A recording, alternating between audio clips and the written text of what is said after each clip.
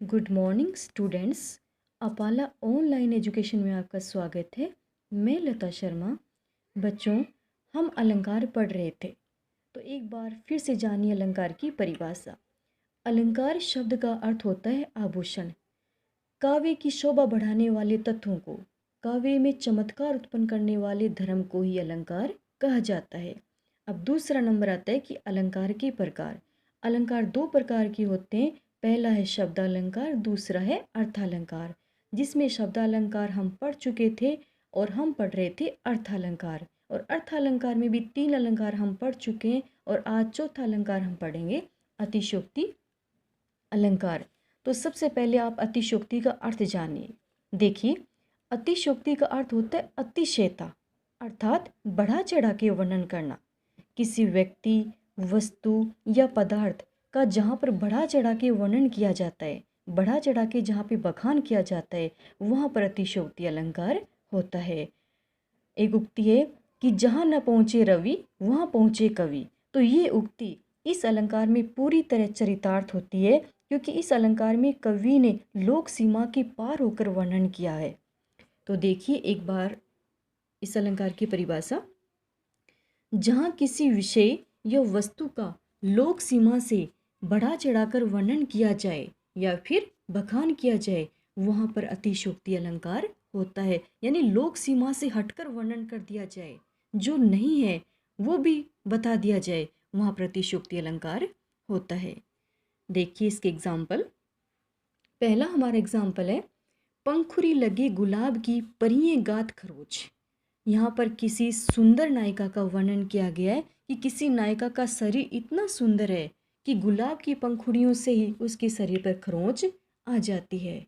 तो यहाँ पर नायिका के शरीर का वर्णन बढ़ा चढ़ा के किया गया है, इसलिए यहाँ पर अतिशयोक्ति अलंकार है।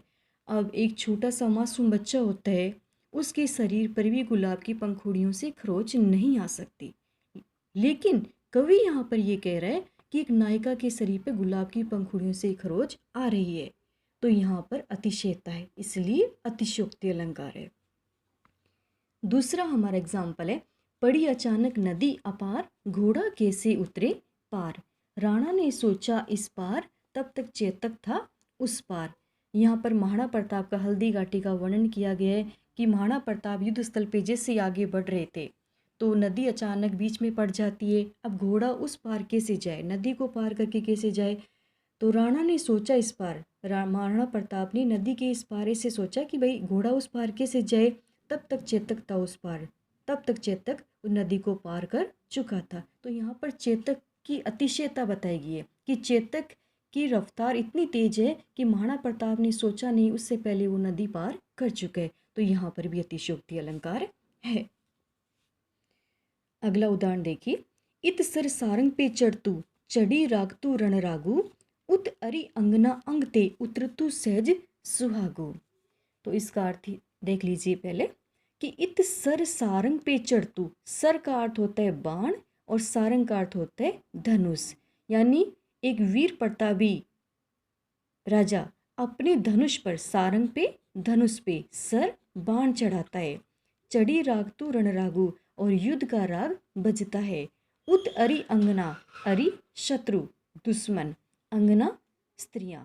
उधर दुश्मनों की जो स्त्रियां हैं उनके अंग से, उनके शरीर से उतरतु सहज सुहागु, यानी उनका सुहाग उतर जाता है, वो विधवा हो जाती है।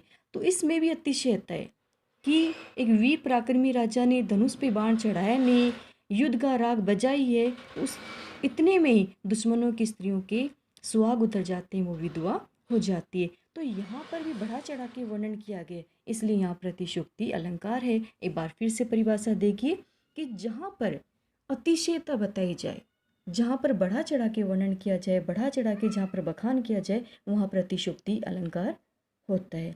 ये अलंकार पूरी तरीके से क्लियर हो गया होगा। नेक्स्ट अलंकार देखिए, मानवीकरण अलंकार। तो सबसे पहले देखिए मानवीकरण अलंकार कहाँ पर होता है। देखिए, किसी निर्जीव वस्तु या किसी पदार्थ में मानव की क्रियाओं का आरोप किया जाता है, वहाँ पर मानवीकरण अलंकार होता है। अर्थात जैसे कि कोई निर्जीव वस्तु है जिनमें कोई जान नहीं है, उसमें भी मानव की क्रियाओं को आरोप कर दिया जाए, मानव की तरह उसको क्रिया करता हुआ दिखा दिया जाए, वहाँ पर मानवीयकरण अलंकार होता है। देखिए इसकी परिभाषा।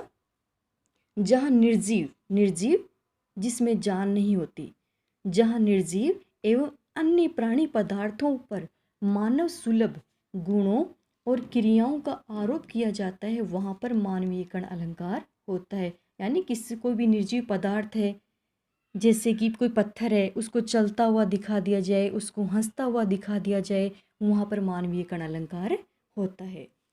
देखिए इसके एग्जाम्पल। आसमान सो रहा है। आसमान का अर्थ आप जानते हो गगन होता है, और सो रहा है। अब सोने का कर्म किसका है? सोने का कर्म मनुष्य का होता है, एक इंसान का होता है, इंसानों का होता है। लेकिन यहाँ पर बताया गया कि आसमान सो रहा है, जबकि आसमान कभी भी सो नहीं सकता है। तो यहाँ पर मानवीयकरण है, यानी आसमान का मानवीयकरण किया गया है, आसमान को मानव की तरह क्रिया करता हुआ दिखाया गया है, इसलिए इसमें मानवीयकरण अलंकार है। दूसरा हमारा उदाहरण है, फूल हंस रहे हैं। अब देखिए, फूल कभी भी हंसते नहीं है, फूल सदैव ही खिलते हैं। हंसने का कर्म किसका होता है? मनुष्य का होता है। लेकिन यहाँ पर हंसने की जो क्रिया वो फूल के साथ जोड़ी गई है, तो यहाँ पर मानवीयकरण है, यानी फूल हंस रहे हैं, यहाँ पर मानवीयकरण अलंकार है, क्योंकि फूल हंसते नहीं है बल्कि फूल तो खिलते हैं। मानव की क्रिया का आरोप किसी फूल पे किया गया है, इसलिए मानवीयकरण अलंकार है। नेक्स्ट एग्जाम्पल, उत्साह उदास आती है। अब उत्साह काल को उदास बताया गया है, उदास होने का कर्म मनुष्य का होता है, तो यहाँ पर भी मानवीयकरण अलंकार है। अगला एग्जाम्पल देखिए, हंसते हैं अंगारे तुम्हें देख, यानी अंगारे हंस रहे हैं तुमको देखकर। अब अंगारों का कर्म क्या है? अंगारे हमेशा जलते हैं और जलाते हैं, न कि हंसते हैं। हंसने का कर्म मनुष्य का है, तो अंगारे तुम्हें देख हंसते हैं, यानी यहाँ पर अंगारों पर हंसने का आरोप किया गया, इसलिए मानवीयकरण अलंकार है, क्योंकि अंगारे जलते हैं न कि हंसते हैं। रोता हुआ आसमान, आसमान कभी भी रोता नहीं है, एक दुखी मनुष्य ही रो सकता है, यानी रोता है, तो यहाँ पर रोने की क्रिया का आरोप आसमान पे किया गया है, इसलिए यहाँ पर मानवीयकरण अलंकार है। तो मानवीयकरण अलंकार कहाँ पर होगा?